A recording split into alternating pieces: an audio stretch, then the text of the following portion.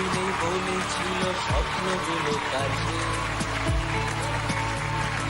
ছোট্টবেলার রূপকথার আইনে করে বাঁচে। আমরা এবার সোনার কাঠি মুঠোয় তুলে নি, আজ তোমাদের স্বপ্নগুলো সত্যি করে দিই। ইচ্ছে খুশি ফিরিয়ে দেওয়া সময় এসেছে, এখন থেকে সবকটা দিন হ্যাপি প্যারেন্টস ডে। ধি, মায়ের জন্য একটা ইচ্ছে পূরণ ঘটে গেছে, এ কেমন লাগলো তোর? একটা মানে একটা অন্য ফিলিং, এটা একটা। এখন মনে হচ্ছে দ্বিতীয় পর্বে গিয়ে টপাটপ উত্তরগুলো দিয়ে দেওয়া যাবে, তাই তো?